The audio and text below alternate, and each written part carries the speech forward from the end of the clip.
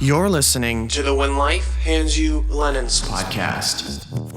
But in an entry-level film production, it's one strike and you're out. You're fired. I'm not calling you back. If your goal today is to make a basket, we're gonna make that basket. The minute you create something, as soon as it's made tangible, you have a copyright in it. How do I get our guys to sound that big, that full when they do the harmonies? And I'm your host, Lennon Seahawk. Let's get to the show. Hello and welcome to this week's episode of When Life Hands You Lennon's. I am so excited for this conversation. I came off of it so excited and so hyped because these two wonderful guys are amazing. We shared a lot of laughs. They had great sense of humor. They shared so much information and are very, very talented people. We have Bhaskar and Orlando from the Controversia Records label, which is Alok's label, a Brazilian artist. And both of these guys are in Brazil and they share a ton of really, really interesting information about the Brazilian music industry versus kind of the world music industry, like United States compared to Europe and a whole bunch of other countries. They talk about what it's like to market music on an independent music label, how they sign artists and what their kind of discovery process is for when Bhaskar is A&Ring and then passing it over to Orlando to get, the paperwork all signed, and then how Orlando helps Bhaskar out with A&Ring and a whole bunch of other things. Bhaskar talks about his musical career and how they both got into and how Bhaskar and his brother Alok got into music. Hint, both of their parents, his mom and their dad, are psytrance DJs and actually brought psytrance music to Brazil, which is a really interesting story and super, super cool. And I'll let them tell that story. But before we get into that conversation, I want to remind you to sign up to my email list. You can find it on my website, which is lennonseahawk.com. You can sign up there, or there's a link in the description below in the show notes. Follow me on Instagram. I love keeping up with everybody there and chatting with everybody there. Leave a 5-star rating and review on Apple Podcasts. You can also, I recently started a Discord server. I'll link that in the show notes as well. If you want to check it out, it's for my musical project, Sirius, which is a dance music project. And we talk about music business. We share music business news. We connect with other industry professionals in there. And it's just a really great growing community. And I would love to have you as part of that community. And lastly, if you or somebody you know would be a good guest for the show, there is a guest request form in the show notes. Please fill that out. So without further ado, let's dig into this amazing conversation with Bhaskar and Orlando. So Bhaskar, just as you were joining, Orlando and I were talking about Brazil, where you guys were located. You were in Sao Paulo? Yeah. I just moved to São Paulo. I used to live in Brasilia, where my family, we lived most of our life in Brasilia. Then my brother moved to São Paulo 5 years ago. My parents are living in Bahia in the place. I don't know if you know, but my family runs a festival called Universo Paralelo. It's a really cool festival every 2 years on New Year's Eve, and it's in Bahia, Brazil. And my father, he already lives in the site because it's easier for him. And also in pandemic times, it's like 100 meters from the beach, so it's good life quality for him. So and I was the last one remaining in Brasilia, but I just moved to São Paulo, so now I'm here close to the rest of my family. That's great. That's always great to be close to family. And do you like it better than your previous location, or? Yeah, man, I'm loving it. I felt like I had a refresh in my life. Like it's talking about artistic life and also personal life, everything happens more in São Paulo. So really happy with my new location. That's great. Yeah, I can see you're smiling. So it's looks like it's good. That's good. I moved to Los Angeles about 2 years ago, and I kind of feel like I lived in Orlando, Florida, for about 5 years. I went to school there, and then I feel like moving out to Los Angeles, I kind of got a fresh start. Like a big sector of the music industry is out here, so always surrounded by creatives and amazing people and great food, and it's always exciting to start a new adventure. So. Yeah. And Orlando, you are in Rio de Janeiro. That's correct.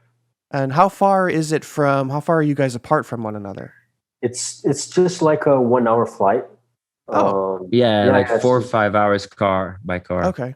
Yeah. Okay. And Rio and São Paulo here in Brazil are sort of like Los Angeles, Nashville for music, for the music industry in the US. So like Rio and São Paulo is where like most of the things happen. Okay. So have you guys been out of Brazil and into other countries for like the United States for music? And what's kind of it like in comparison to other countries? Because I know I read an interview with Alok on Forbes, and he was mentioning how the music, kind of the specialty of music there is much different than it is in other countries. Like it takes a little bit more for music to kind of catch on in Brazil. So I'm curious to hear what the differences are in music in Brazil in accordance to other parts of the world.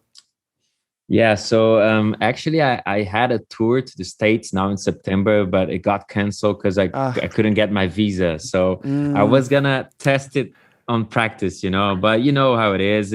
I just believe it wasn't the right time to go. So it's okay. We're gonna do it in the future. But like in my opinion, as an artist, I really believe there's a specific scene in Brazil that only works here. Like there are DJs that can play in Brazil every weekend, like 2-3 gigs, and they won't even need to leave the country because there's such a big scene here that you can just go everywhere and do your own music for here.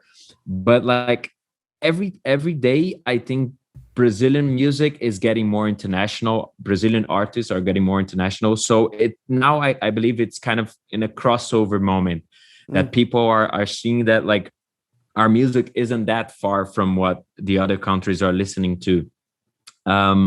But still, like for us that we are used to Brazilian music, it's so easy to know when the artist is Brazilian. I don't even need to know where he's from. Only from the techniques he uses, the range of the track, you can already tell, So yeah, we have this really strong personality here.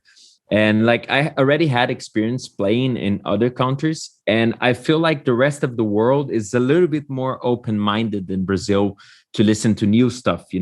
When a foreign DJ comes to Brazil, it's hard. He needs to kind of adapt to how Brazilians are used to listen to music, so he can do a good gig here. So it's. I feel like we're still opening our minds to get other kind of music for here. Yeah, and then to complement, to add up to Bhaskar's inputs, like the most like visible evidence that we have is like if you analyze top 50 charts in Spotify, for example, like if you see Brazil, like you're gonna find like, I don't know, 5, 6, 7 out of 50 that are non-Brazilian tracks. Like it's super rare for an international track to really go up high in the charts here in Brazil.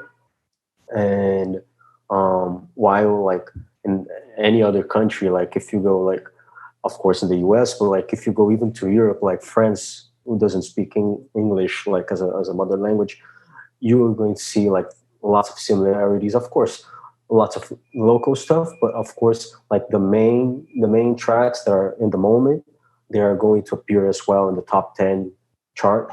While here in Brazil, like the first track, maybe it's going to be like the first international track will be like in the top 30s, So that's it really reflects what Bhaskar was saying about like the consumption here in Brazil is being very, very locally centered, in some ways that's good because it's always good to support local artists, and obviously supporting artists from your country is big. And from the US we have a lot of massive stars that came out of the country, but we also have a recent insurgence, I guess, of the last year or two of Latin music has really taken off. We've had K-pop, I think that's kind of taken off across the globe, but we've really seen a massive resurgence here of K-pop. And like I haven't gotten into K-pop. It's not really my thing, but I can appreciate the art form that it is and the diehard fans that genre is able to create is something that is to be admired, and I think everybody can learn from that. So I think it's really Yeah. interesting to Yeah, see the, how those the artists the do. cool thing about this is that we are also creating a really big legion of fans of the Brazilian music. Like, some people here think our music is the best in the world. So and the good thing is that there are Brazilians everywhere in the world. So we know that if we're gonna play in China, there will be Brazilians in the party screaming and, pushing us. So that's a good thing. We really connect to our audience here. Do you guys find it difficult? Well, let's go back a little bit and then get to this point. So, Orlando, let's start with you. What is kind of your role? Are you the label manager? Is that what I was understanding, or label A&R? And then kind of explain what your role is. Correct, as label manager at Controversia Records, which is Alok's label, electronic music label. And being a label manager, you end up like overseeing the whole operation. So it goes like since the beginning, like whenever Bhaskar, as the label's A&R head, whenever he likes a song, then we go just right into speaking with the artist to conclude all the agreements, and then of course running through the release itself, and afterwards all the accounting part, like when royalties come, like when the statements come like 6 months after, when the semester ends, and then the royalties are generated. So like it's really to have an eye on the whole situation, and make sure that everything is running smooth and proper, So Okay. yeah, like I'm putting in this really short summary. That's it. Sure. Yeah, I can imagine you do a little bit more than just that. But Bhaskar, I know you're an artist as well, and you're Alok's brother, correct? Yes. So We're music. twin brothers. I don't know if you know that. I didn't know Yeah. you were twins, but I could see you Yeah. guys look very, very similar. Yeah, a so- little bit. I know I have people that tell me and my brother look the same. We're about 4 years apart, and we're like, oh, we don't think we look the same at all. But people say, oh, you guys are identical. Like, no, we don't think so. So I totally understand that argument. Yeah. So music kind of runs in your family. So take us through that and how both of you guys got into music. Yeah, so my parents are DJs, and they started their career like 22 years ago when they first brought psytrance to Brazil. We used to live in Amsterdam at that time, like 98, and my mother and my father, they just got in love with psytrance and brought it to Brazil and started running parties here and playing.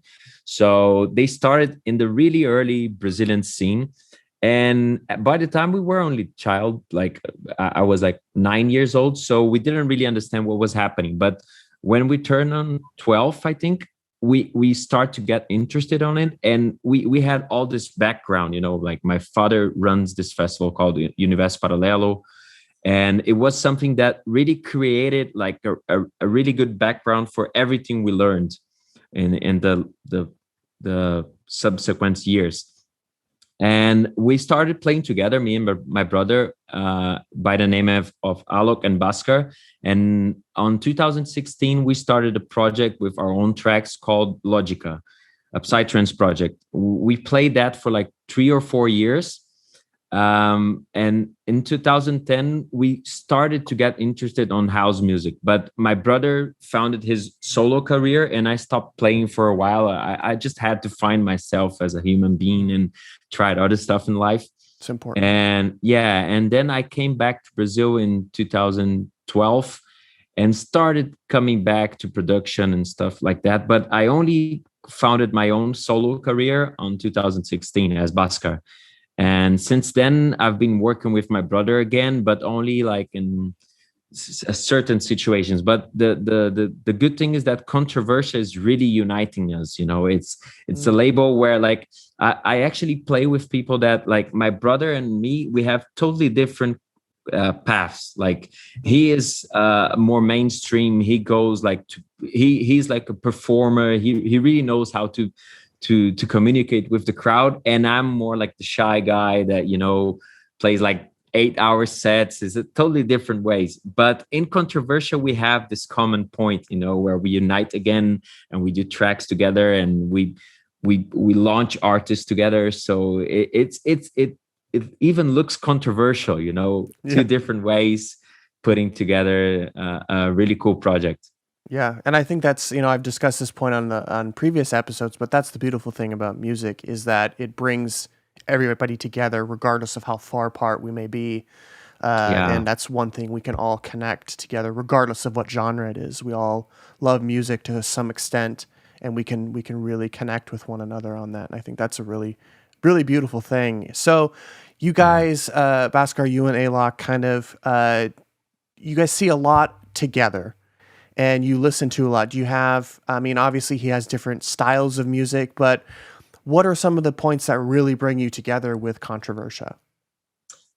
Well, I think Controversia is a really cool junction of us, because like I don't risk so much as my brother. Like he does collabs with like really big pop artists.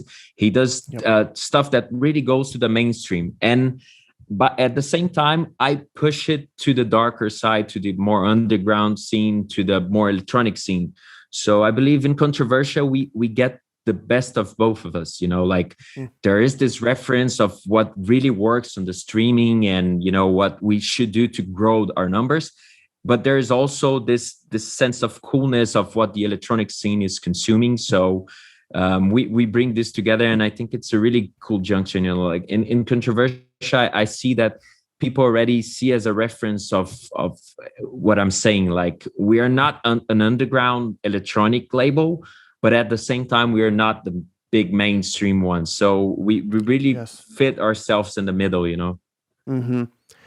Yes, and I was doing some research on Controversia and both of you, of course, but when I Googled Controversia, I was expecting, a whole bunch of resources of Controversia, like obviously the Instagram came up, but I also saw this definition of it, which it says here: a controversia is an exercise in rhetoric, a form of declamation in which the student speaks for one side in a notional legal case, such as treason or poisoning. And I found that very interesting. Is that the correct definition? And if so, how does that relate to the name? And how did you come up with the name Controversia? This could be for either. Maybe Orlando will know better than me. Because to be honest, like I'm not. I actually never asked my brother why that's the name. So I couldn't answer this question, but I don't know. I have an impression that like my brother is always a guy that likes to challenge people to think further and to do things that they don't expect him to do. So like I think this is the main mission of the label. Like, be controversial, do something that people aren't expecting.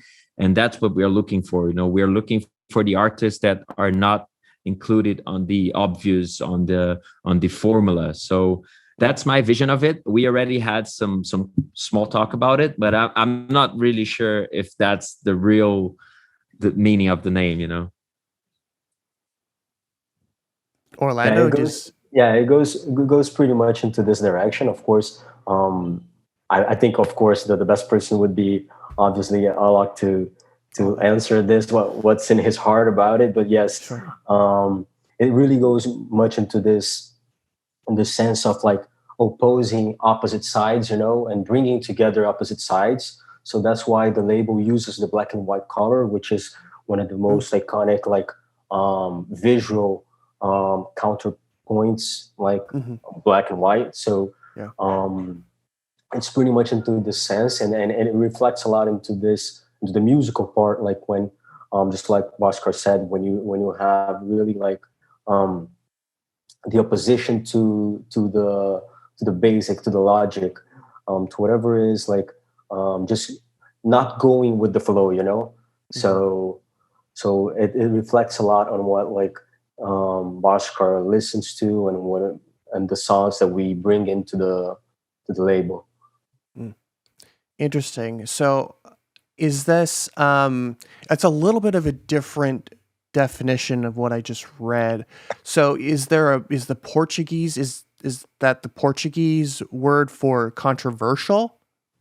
Let me check. I actually never searched for the meaning in Portuguese, but it means the same in English.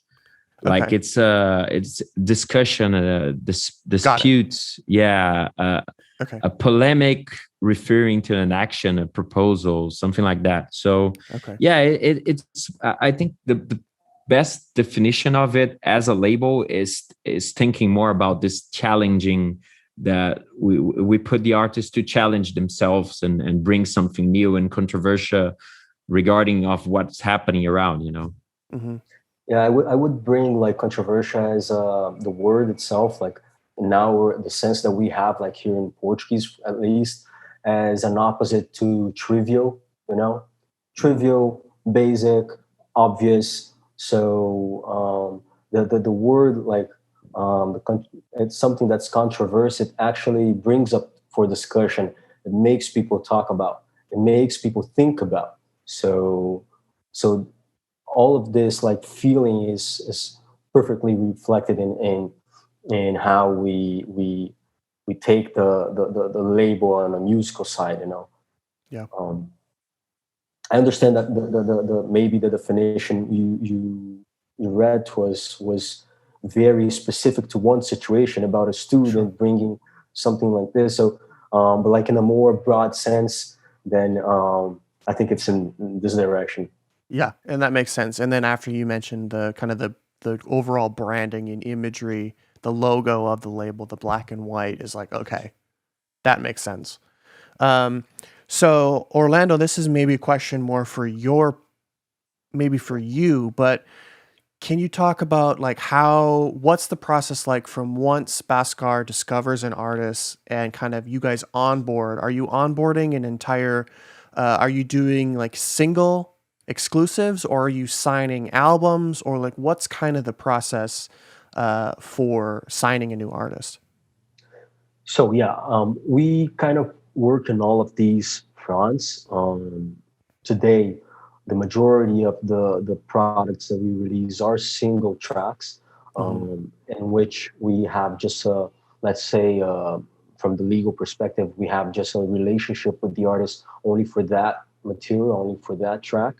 Um, but we are in the process of evolving and developing more the other fronts. So we can expect for next year Bhaskar's first album, first career album. So it's Amazing. going to be on Controversia.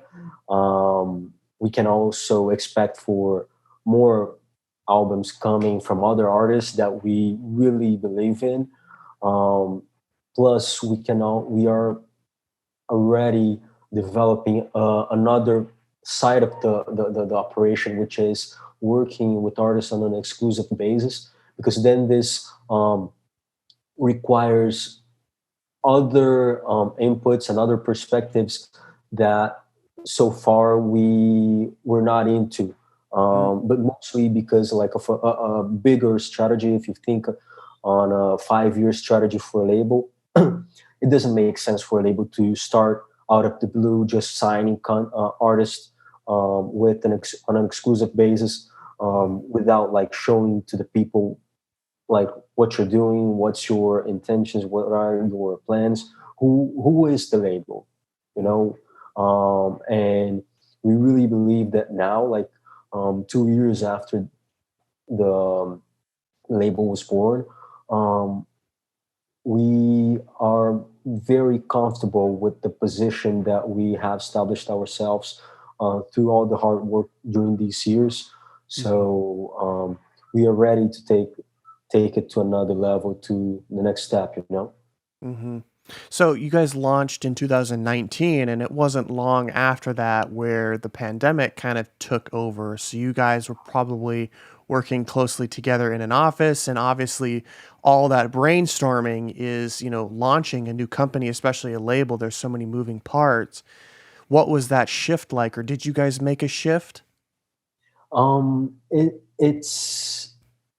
It is a really big challenge for us, but at the same time, today we are like we're used to this situation of the pandemic in the sense that we don't have a very strong asset in our hands, which is the gigs, the shows, like the contents that you create on the shows, the connection between the artist and the public that really makes a song be special for that moment, like for those who are on the dance floor and they actually like feel the song, the music that's being played, and then you Shazam it and you see what's happening, and then you go back home and start listening to it because you had this memory from last night.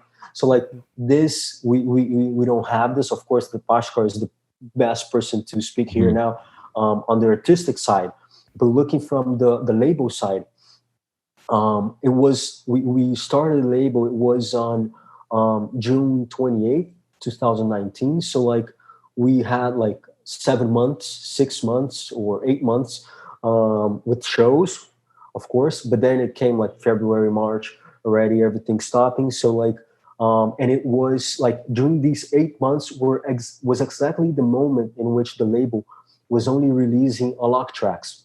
The label did not open to non-Alok tracks, non-Alok releases by then. It was only in March 2020 when Bhaskar released his first song, which was like Poison, which was like the first non-Alok track which we released. And by the way, Poison connects with the definition of Controversia Records. So like, see how everything is connected even without like no. So but it was like on March 27th that we released Bhaskar's track.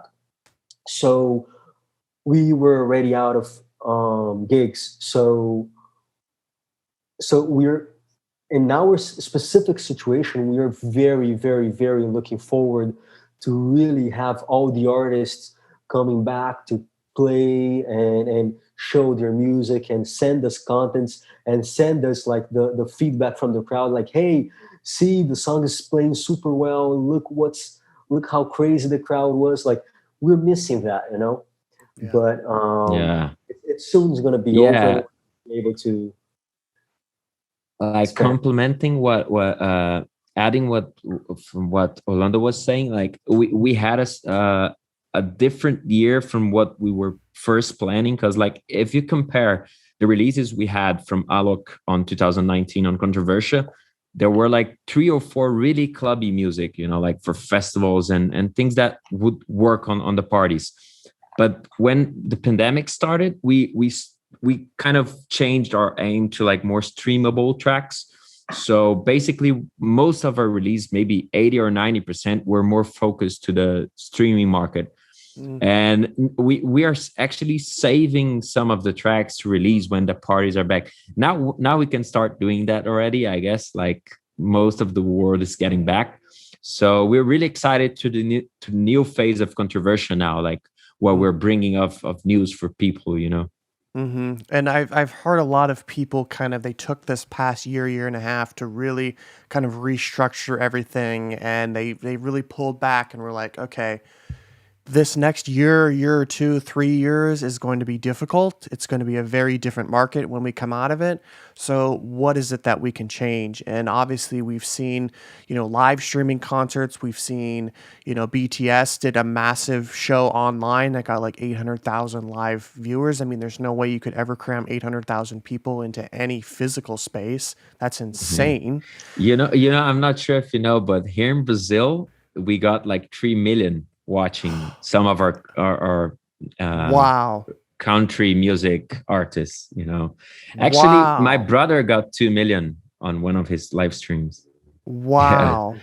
Brazil is massive. Like Brazil consumes so much of it, That's amazing. I didn't know that. But yeah, I thought BTS or maybe there was another group that did it. They got like 800,000 and it was like the most amount of people live at one time. I don't remember what the metric was, but it was some astronomical amount, which was super interesting. So, Bhaskar, you have your debut album coming out. How does that feel? Yeah, so like this album was actually planned to be released in 2020, But the whole project also depends of the album tour and everything we've planned for it. And it was actually the best thing that happened, that I didn't release in 2020, because by the time I was signed to a different label, and I took this year to actually quit this label, and now I'm 100% on Controversia. So now I got the right place for the album, and also the maturity, you know, everything, as you said, everything that this times bring to us, like as artists, we had a lot of reflection of what we're doing. I changed a lot during pandemic, like especially on my shows. Like now I started playing again, and I saw my set is totally different from what I used to do, because in the past I was too pressured to play music that people knew and hits, you know, all the time, just to make the people high all the time. So, and now I started seeing that that's not what people are expecting from me, you know, like they really want to hear what I have to bring, like the new stuff, and what is, like, in fact, is my real taste. So for my album is the same, like probably 4 or 5 of the tracks I was planning to release there I won't anymore, so I'm planning new stuff. It's almost done now, but it's like an album that shows much more about myself than in the past, you know. That's amazing. And what kind of sound is it? And when is it going to be released? We're planning for the first quarter of 2022. Yeah, 2020. I'm kind of lost on time. Yeah, but sure. But for sonority, like the main thing about the album is that, like, I was thinking on a place where I could release stuff that couldn't be released as singles, you know. It's too deep, or it just doesn't fit as a single. So I can more like tell my story through the music. So there will be music 118 BPM, real deep stuff, and there will be like real controversial style of music. So it kind of tells a story. I was actually really based on, for example, what rock bands do, you know, like they have this really ballad, slow songs, but they also have the hardcore ones in the same album. So I believe like you can really tell more than what a single or an EP can do, you know. So that's the plan. It really shows that dynamic of who you are now as a musician. Yeah, exactly. Will there, the most important question is, will there be psytrance on it? No, that's too much. That's a good question. Yeah. Too hardcore. That's for Too a different hard. album. Yeah, exactly. But That's you know, real I'm actually producing a song now with my mother for her album, and she still plays psytrance, so it needs to be a psytrance. But I'm probably not signing as Bhaskar. I'm gonna sign as Logica. That's my old project. Yeah. Yeah, I find that so cool. I mean, I grew up in a musical family too, but my mom is not musically inclined at all. My dad's a musician and he collects vinyl. And but it's so cool to see that you have parents who are in such a niche genre and basically started this genre DJing. Like, how cool is that to have parents that awesome? Yeah, man, it's amazing. Yeah, it's really cool. Like I even like now I believe like this profession as DJs is like people open their minds to see it's a real profession. But I remember when I was a teenager at school, when people asked, okay, what do your parents do? And I said DJ. They said, no, okay, they're real jobs. That's a hobby, you know. So we had to pass this whole phase till it got respected. But now it's the coolest thing ever, you know. Everyone wants to be a DJ, and saying your parents are DJs, it's really cool, you know. Yeah, that is really cool. So Orlando, coming back to you, what is kind of the marketing strategy when you release, say, Bhaskar's album or even a single? What is kind of the promo that goes behind it? Are you doing Instagram ads? Are you doing Facebook ads? Are you doing YouTube videos? What are some of the techniques that you guys have found, maybe internationally and maybe locally, that are working in a marketing aspect? Yeah, looking from the marketing perspective, of course, that like we had to sort of reinvent ourselves around the content creation, of course, because the pandemic imposed us such unprecedented challenges that like we really needed to come up with ways to connecting people, but still like showing our content, right? So we were able to develop a very strong promotional tool here in the label, which is the radio show. So we do have a radio show which is now broadcasted throughout many countries, and this is a way that we can still like connect with people outside of our local territory, but not being relied only in the standard platforms like Spotify, like YouTube.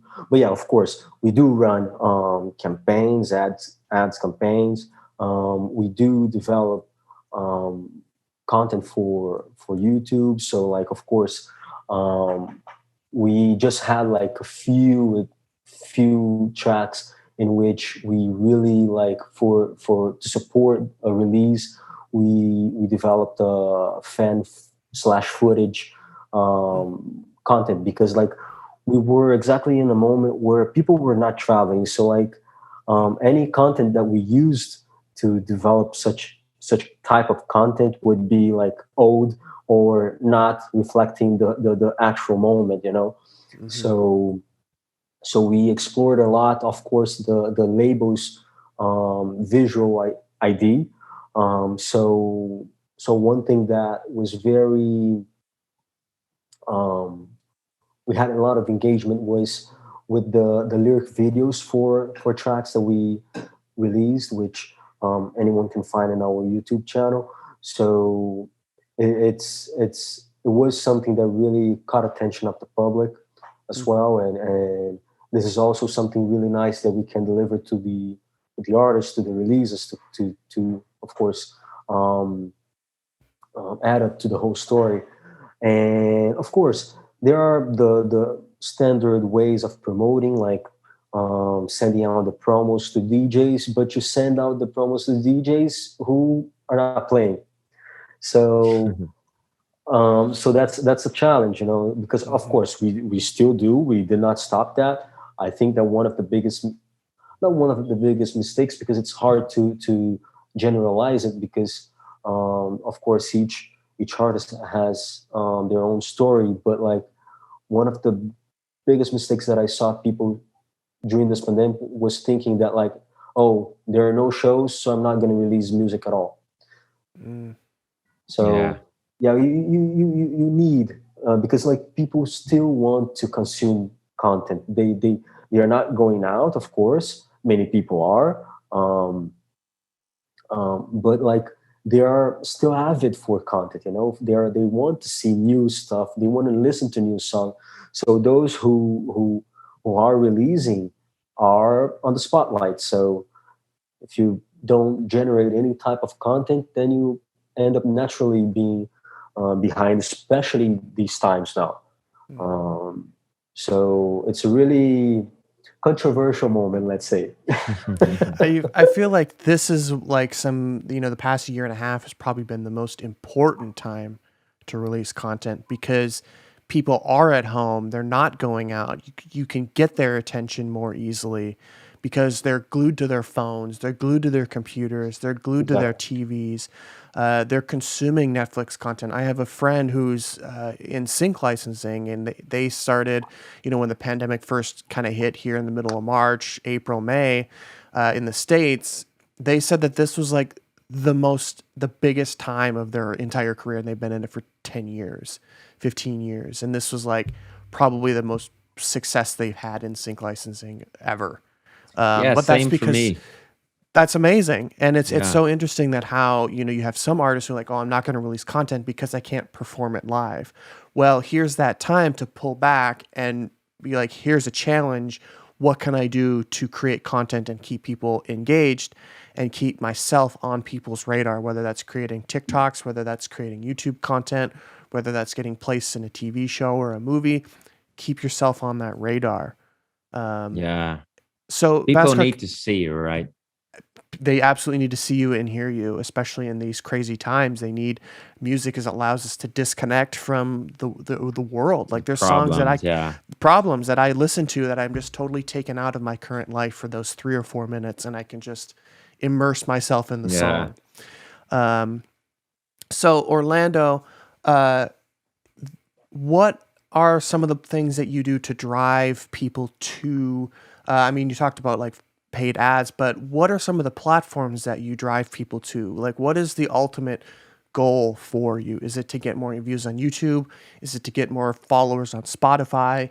Is it to get more subscribers on YouTube? What's kind of the goal? Can it be a mix of everything? Sure.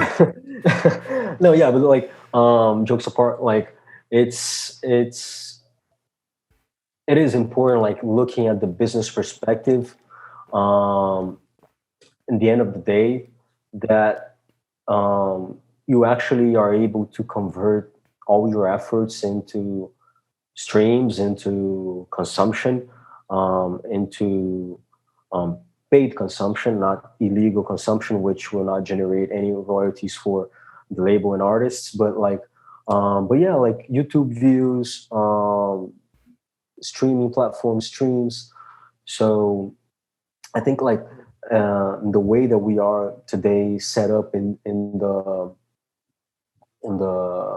music industry, in the digital music industry, we're of course naturally relied on the numbers and how it goes. It was like that on the physical, when physical sales back then happened, but now it's more dense, and with the technologies that you have now, in which now the barriers for new artists are much more smaller than back then. Then of course, like the amount of materials, especially now, like in the digital era, where you can change from one, you can stop listening music to just start watching Netflix in 5 seconds. Mm-hmm. So like your attention is easily lost. So all of our efforts are actually to make these people like not lose their attention and continue with us here, you know. But of course, Yeah. as human beings, we are totally flexible and able to consume lots of content at the same time. So of course we know that people are going to watch Netflix, but then they are going to listen back to music, and when they come back, let's listen controversial tracks. We You know? need you, yeah. Yeah, like putting some more things together with what Orlando is saying. I think also the mission of Controversia is to really create something solid on the electronic market. Like, especially for my brother, he was the first Brazilian to really go out there, you know, on the world and bring some new kind of music and, you know, represent Brazilian music out there. And there wasn't really an expression of a Brazilian label out there. Like, people knew our music, but didn't really have a reference of a label. And the crazy thing now is that I'm not sure, Orlando, but probably like 60 or 70% of everything we get from demos are from outside Brazil. So that shows that it's kind of creating a reference that it's not only focused on our market here. We really want to bring this brand out there. So I think our first mission was to really establish ourselves in the big round of labels out there, you know. And of course the numbers and everything else, they keep growing by the time. We know that the Controversia now is still a baby, you know. We're gonna have bigger plans for the future, but we're already in a phase that like we're really getting people's attention from all over the world. And that was my brother's first plan, you know, to really make the Brazilians go out. That's amazing. So this is kind of a question. Oh, go ahead, Orlando. No, I was just going to add up that like um, this ends up being like a two-way street in the sense that like now artists from abroad, they now know a secure place in Brazil where they can have their content being exposed, because Brazil, of course, as being one of the biggest countries in terms of population, so there is a lot of consumption going on here. So like, but it's always a challenge because um, the Brazilian market, it stands out by itself even among the Latin countries. Of course, Brazil is a Latin American country, but like because we speak Portuguese and not Spanish, um, this also creates a big barrier for many artists. So like most of them back then, of course, not the biggest ones that were able to break through, but like many smaller ones wanted to know how can I get to Brazil? Like how can I be present over there? So Controversia now is really a strategic player for this for these artists, you know. So it's ended up being a two-way street. Interesting. So, kind of a question for both of you, and you can each answer however you feel. But from a label perspective, what are some of the techniques that you guys have found um, that are converting really well? And then, Bhaskar, maybe you can talk about some things that are doing really well as from an artist's perspective. Like maybe you're doing Instagram stories once a day and that's converting really well, or that's, getting really good engagement. And then from a label perspective, maybe it's, uploading the lyric videos to YouTube. Those are getting really good engagement, and then you're seeing growth elsewhere. So what are some of those avenues that you're seeing currently or have been seeing that are doing really well in terms of content and, conversions? Um, from my point of view, the most important thing when you release a track is to have marks to tell people about it. Like we reach 100,000 plays in 2 days or whatever. We did this. We got this playlist. So every time there's something new about the track, there's time to post and make people know that the track is really getting big. So maybe it isn't big yet, but you're gonna make people feel that, whoa, I need to have a look on this track, like for real. It's not something that it's calling people attention. So my biggest strategy is always use the marks of the track to push people more. And Instagram is probably the best tool to do that. I believe nowadays, like for me, Instagram represents probably 80% of all the consuming of people. Of course, not excluding Spotify and the others, but talking about social media. So 80 or 90, it's like it's my main social media play network. And yeah, like these marks really make a difference on the release. Like I already saw tracks that they started slow, but every time something big happened, the artist pushed the track, and in the end, it was like after 2 or 3 months, it really started getting big. So that's my probably my best advice to everyone that releases, not only on Controversial but anywhere. And looking from the label perspective, I wouldn't say that it's something really specific, like only uploading to YouTube or whatever. I would bring this like one step back in the sense that like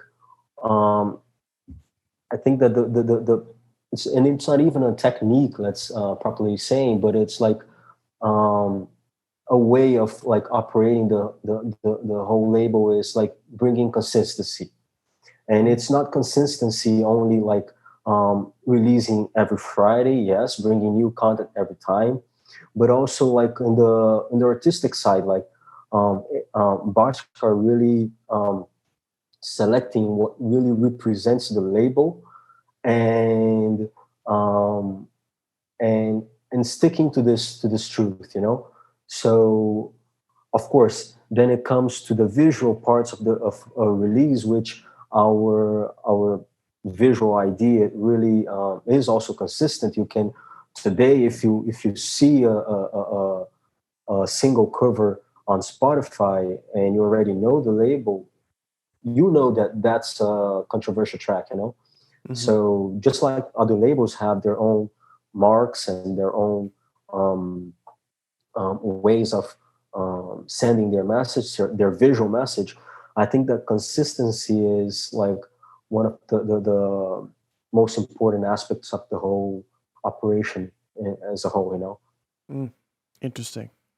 So going back a little bit, when you're signing with an artist, and working with them and planning out a marketing strategy, what's kind of the, if you guys can talk about it, what's kind of the deal that you typically offer? Is it a 50-50 split on master and publishing, or what's kind of the offer?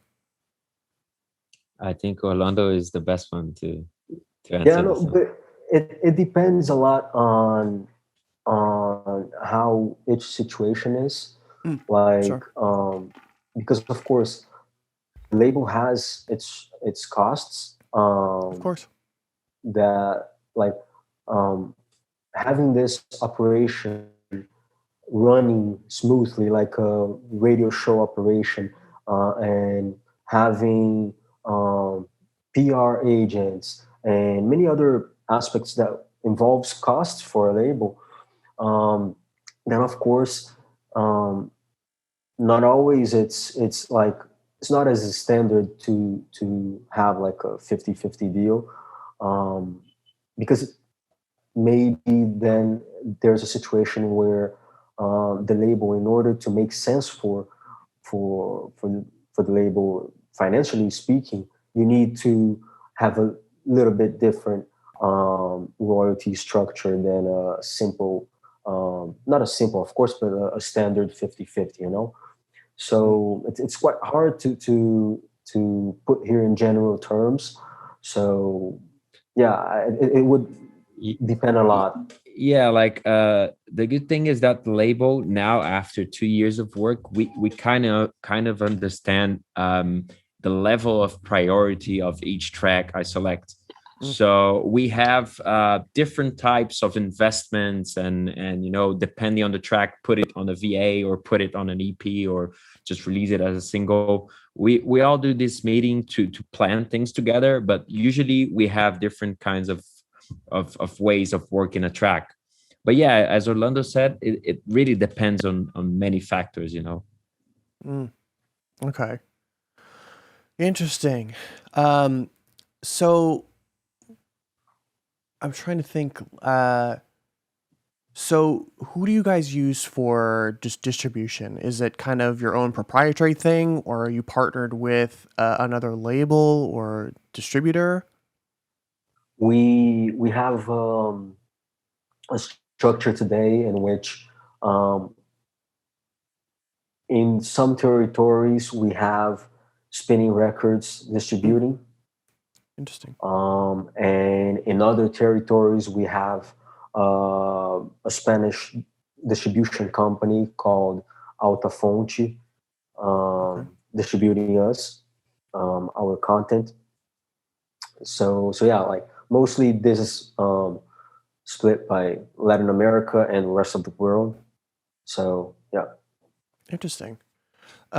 So Bhaskar, you do music, I would assume full time, and aside from Controversia, correct? Yeah, yeah. That Sorry. I do music. Yeah, yeah. What in did you mean, addition sir? to Yeah, Controversia, yeah, like yeah. you do music full time, like that's your full time job. You're not working as a barista at a Yeah. coffee shop or anything. Um, so how long have you been doing music and earning a living full time on music? Yeah, as I said, I started playing when I was 12, but Hmm. until I was probably 16, 17, 16 more or less, I didn't really make money of it. It was more like a hobby. We Sure. played probably like 1 gig a month or something. So it wasn't a way of living. But anyway, like there was always some extra money. And for a teenager, any extra money is really good. Yeah. But yeah, I believe when I was 16, 17, we really started to earn some money from the gigs. And yeah, like I even when by the time stopped playing and did different things on life, like I actually worked as a barista, I worked as a painter, I did many things when I lived in London.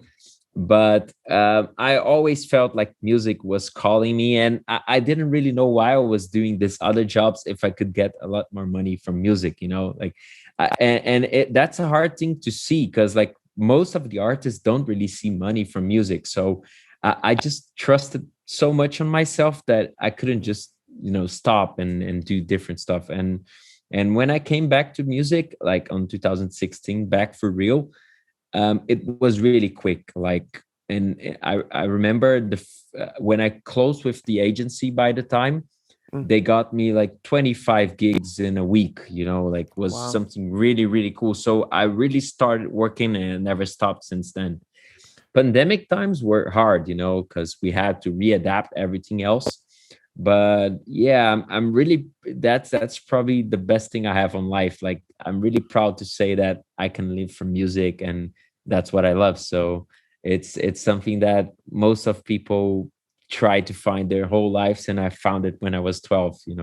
Yeah, yeah. I've been a musician my whole life and played piano since the second grade. So it's just like everything that I do outside of actually writing music or working on music or doing something related to music, it's always like this voice in the back of my head that's like, Yeah. you need to be doing music. You remember, don't forget music. And it's like this calling that always brings you back. And that's, connecting with people like, both of you guys, professionals like you guys, and people who just share a love of music, whether that's in the business side of it or just producing it or writing it. It's just Yeah, one of those things that as a creative, it will never allow us to it leave. calls you back. Yeah. It'll always pull you back. So going a little bit further, what are some of I always ask this because I always get an interesting answer, is what's kind of some advice that you would give to somebody who wants to make a living on music? Because there's a bazillion different ways you can make a living on music. Yeah. So what advice would you give to somebody who wants to make a living on their music?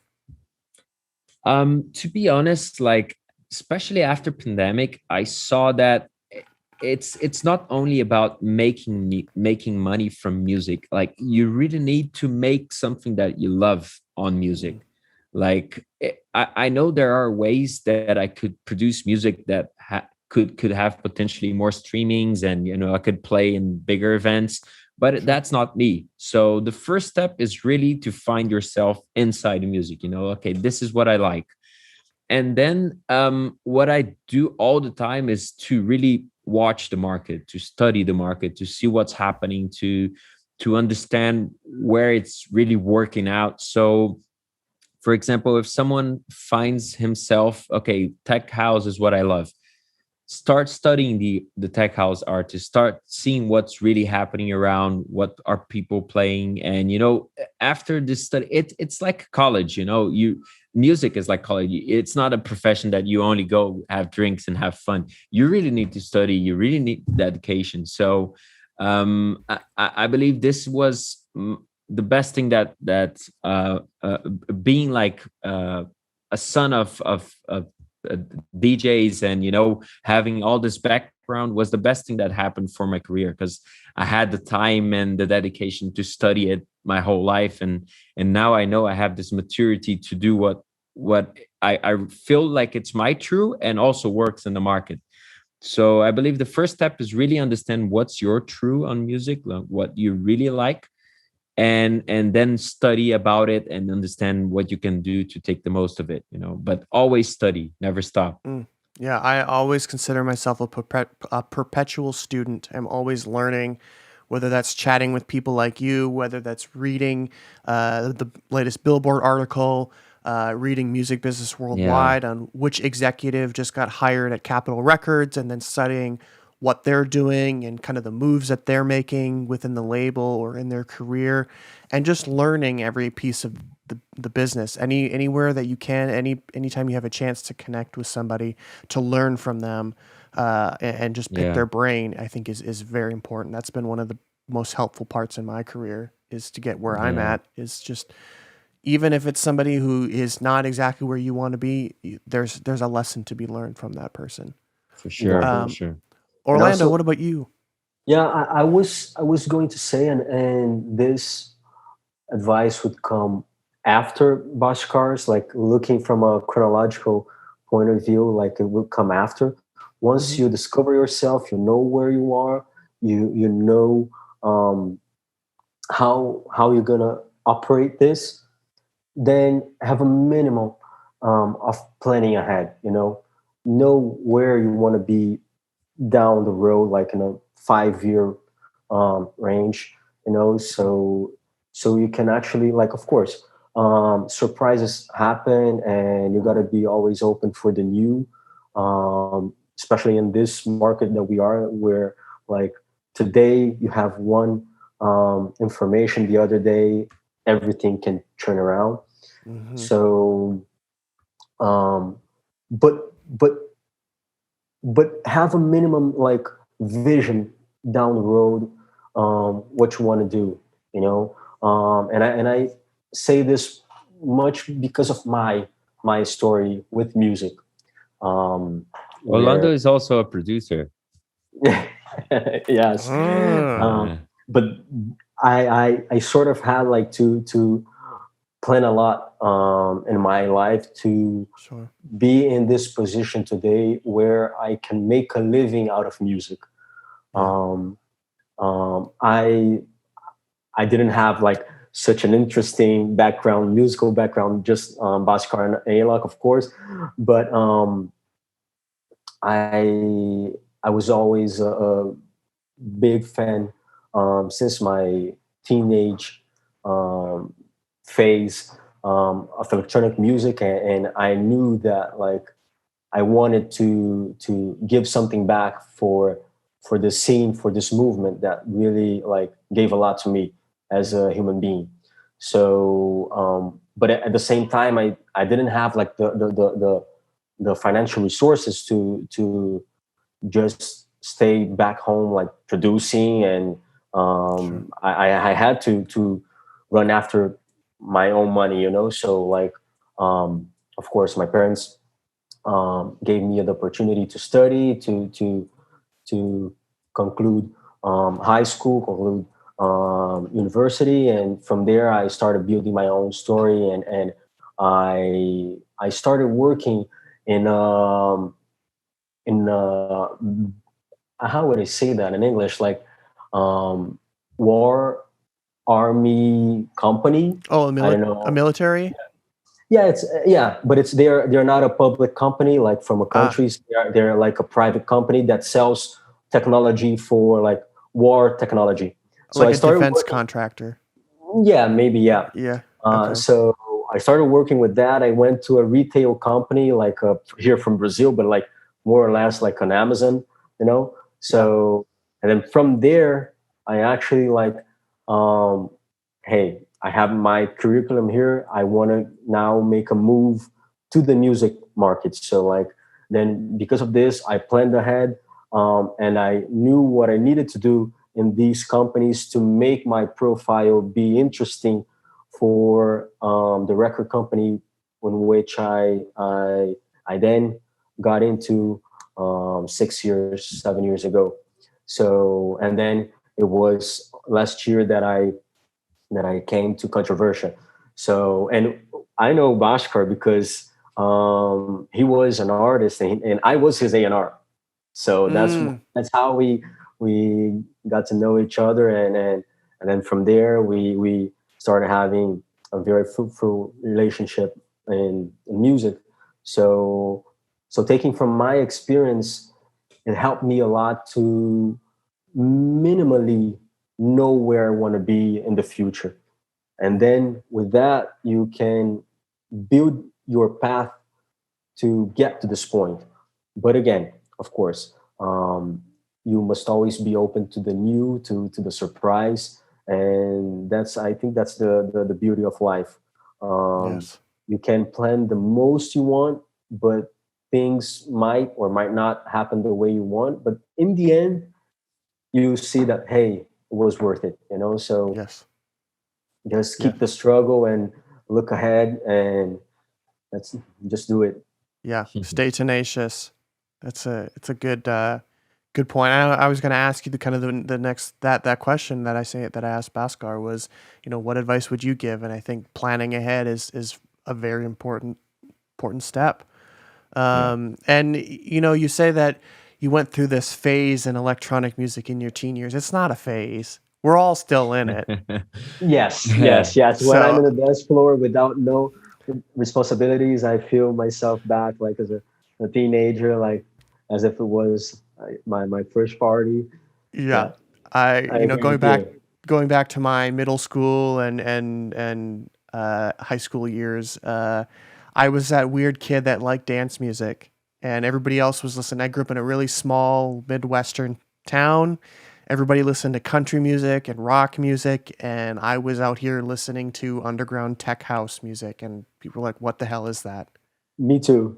The same as you. I was Yeah, the weird kid who like, hey, come on, look at him. He likes electronic music parties. He likes raves. Whoa, he likes yeah, raves. yeah. He's weird. He listens to whatever this is, Imagine me then, psytrance. Yeah. Yeah, exactly. I'm thinking like, oh my Hey, God, psytrance. but my first Yeah. parties were psytrance. The song that really connected me to electronic music, um, of course, for the most conservative ones, this might be cheesy, but like it was "I Wish" from Infected Mushroom.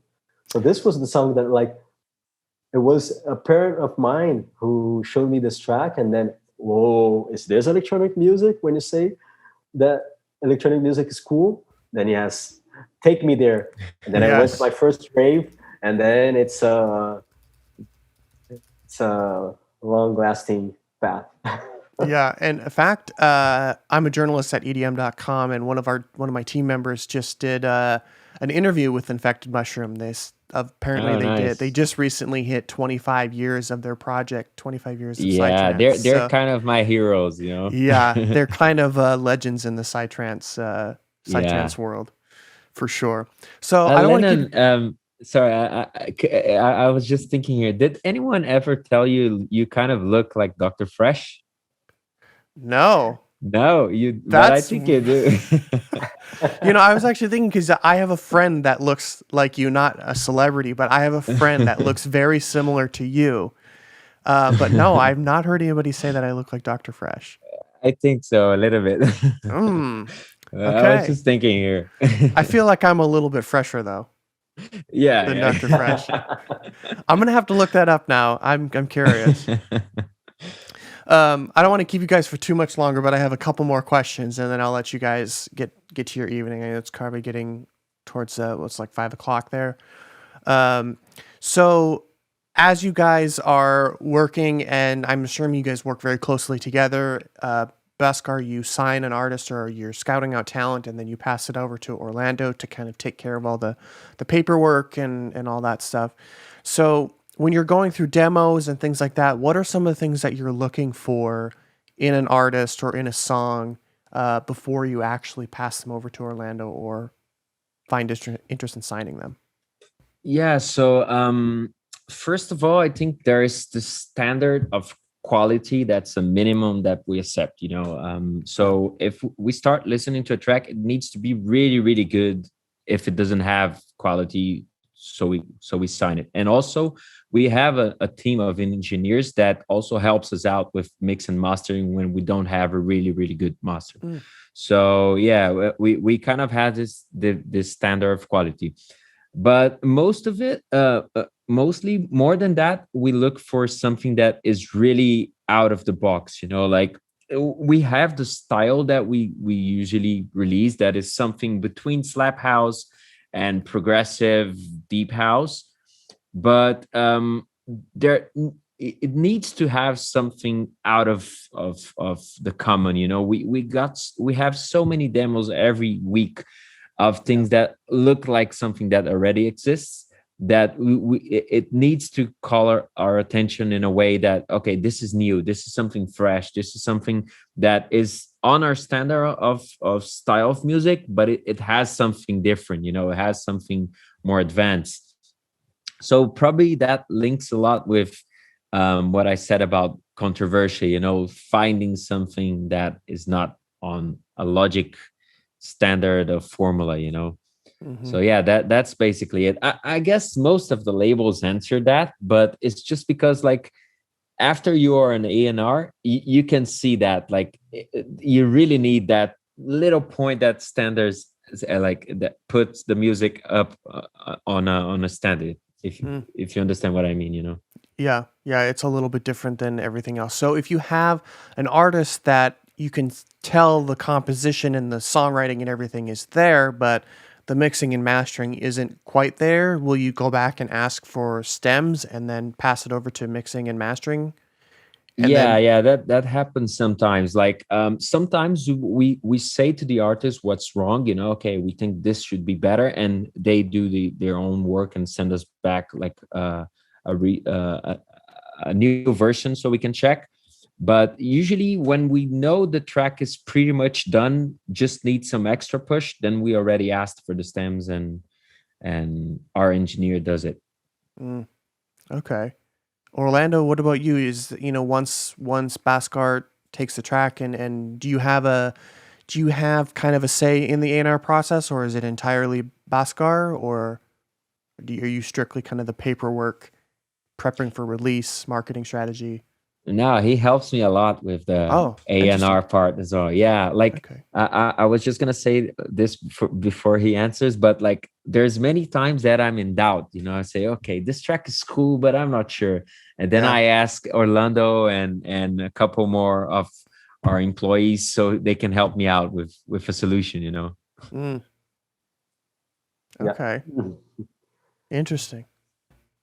Yeah. So, and also because like many artists, they also send tracks to me directly, so I share with Bhaskar. So um, sometimes, of course, when to be honest, and maybe Bhaskar, now it's the first time he'll know that. Like sometimes I just send him because I'm really packed with other things I need to do, like deliver on time, and then I just send him. But every time that I'm able to, I have a listen, and and of course, if something really stands off what I know that he's looking for, then of course, I mean, it's we can already filter out, Mm, Um, we work together. It's been like I don't know now almost 5 years, so I know I know a Yeah, lot it's how. it's like a soccer team. We yeah. kind of play together well now. Yeah. Yeah, Yeah. You're able to kick the ball back and forth. Pretty yeah. Yeah. kind of can predict each other's moves. So, what's kind of the thing that you're listening for when you get a track? Like, what's kind of the first thing that your ears are drawn to? Is it the lower end? Is it the vocals? Is it the synth melody?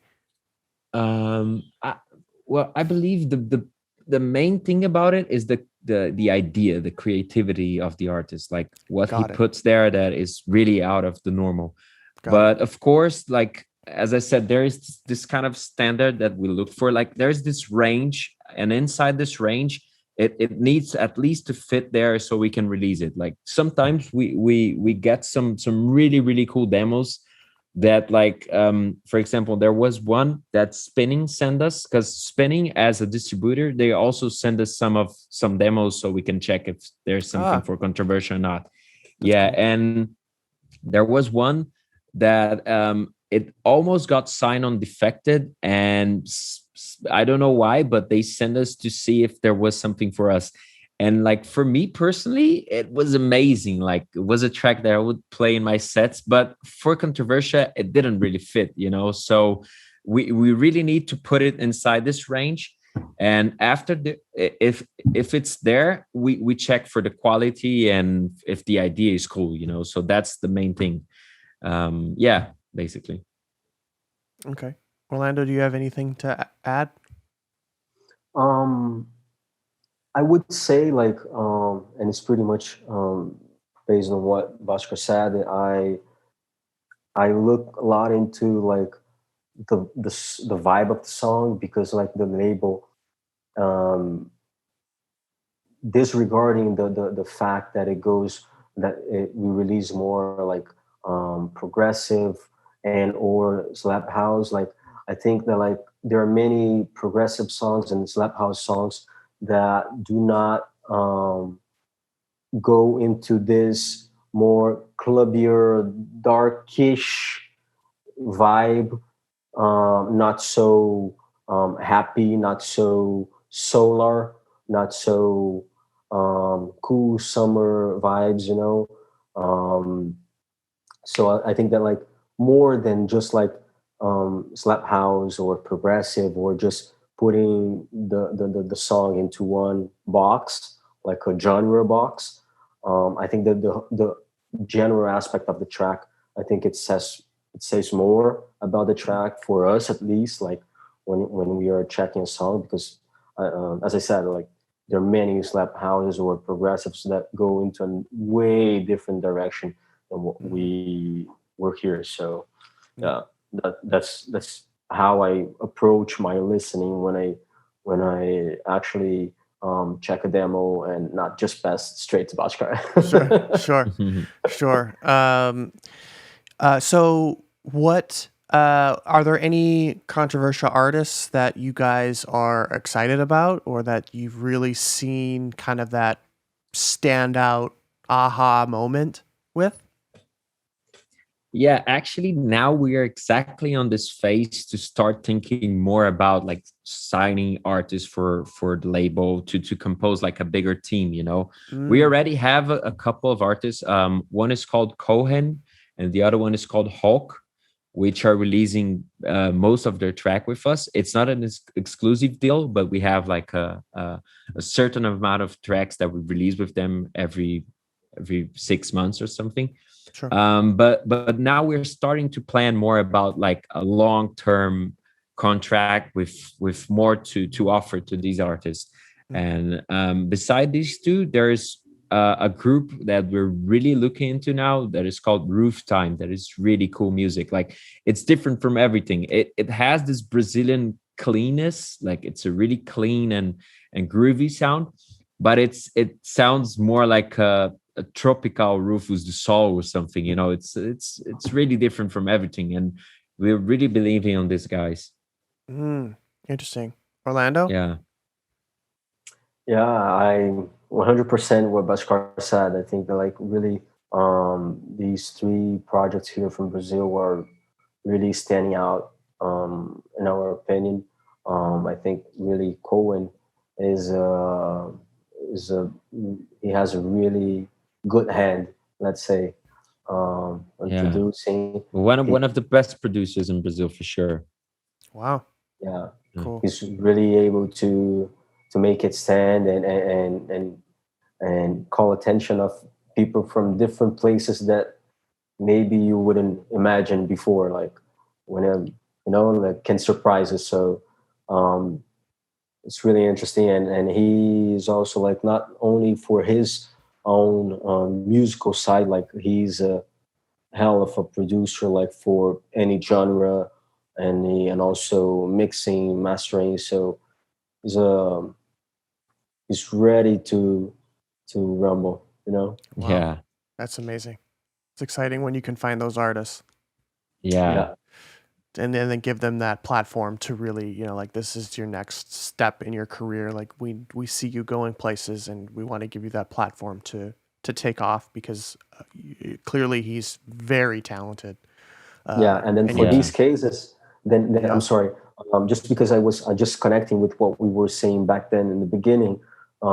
Then now is the time that we really um, need the live show platform yes, to make the whole story make sense, to connect everything, to connect all of his talents and make him show to the people, and really get the crowd to know him. And of course he already played before the pandemic, but like there's always a before and after pandemic now.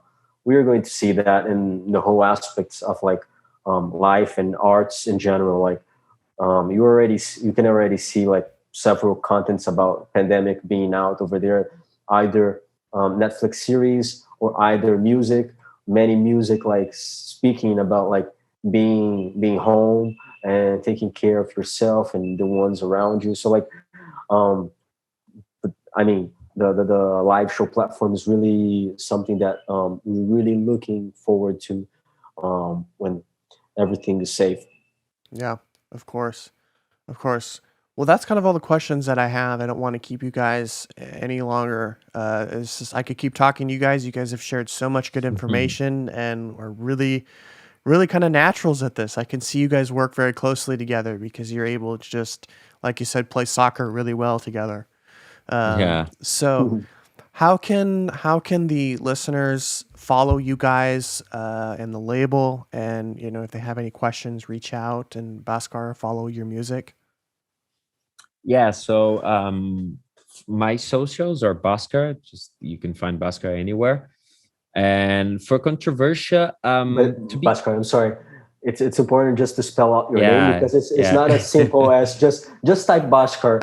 It's not as simple as that. Yeah, true. So yeah, it's Bhaskar. Okay. So you can find me. The good thing is that you can find many Bhaskars, so you're gonna find me easily.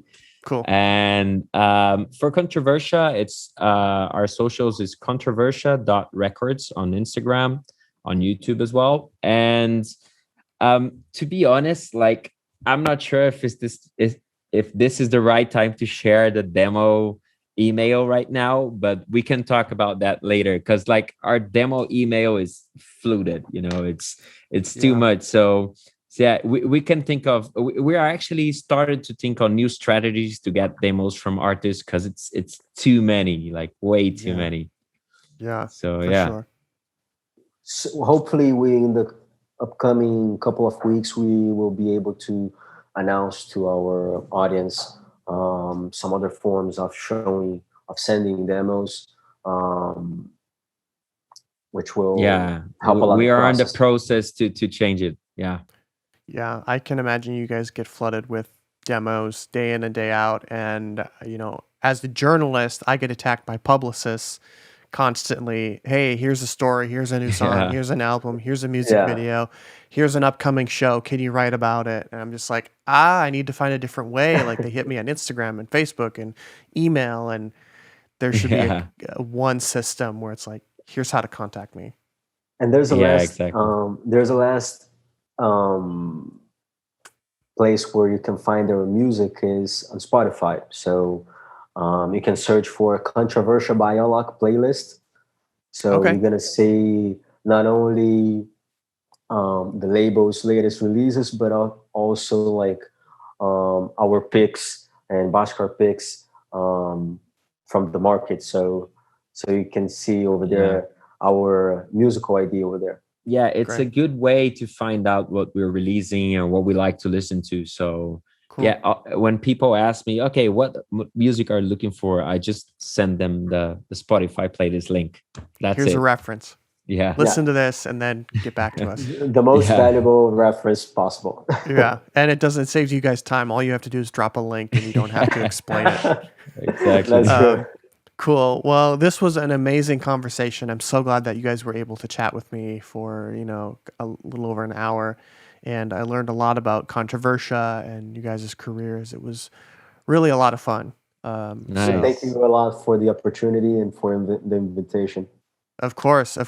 And if there's anything I can do to help you guys, feel free to reach out. You guys have my email, so feel free to reach out if there's an upcoming track or Bhaskar. I'm looking forward to your upcoming album. I've been listening to some of your stuff.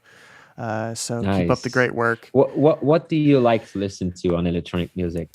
I kind of deviate towards kind of like Eurodance is kind of like my favorite genre. But I'll listen to a little bit of everything as long as it's not future bass. Okay. So like anything future bass, I will refuse to listen to it. But can't do future it. bass kind of got too much on the US, Yeah, right? and it's literally the genre that I can point to and be like, this literally sounds like the last 10 tracks. Like I can listen to all 10 of these songs lined up together and they all sound the same. So it's like, can't do it. But I mean, I'll listen to like kind of the heavier electronic music, house music. I love Dead Mouse, progressive house music. I love trance music. Dubstep is some of like Excision type heavy, really heavy dubstep. Sullivan King.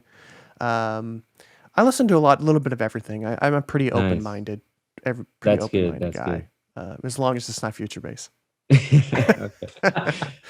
Yeah, So- but anyway, thanks for the invitation. It was great talking to you, and yeah, Of course. it's something that we love and we like to talk about. So Yeah. It's whenever you always a want. pleasure. Yeah. Yeah. Well, you guys are welcome back anytime. So let me know. Good luck on everything. Stay safe out there. And yeah, I'm sure we'll be in touch. So thank you guys. Thank you very Nice much. one. Thank you. Thank you. Bye. Bye bye.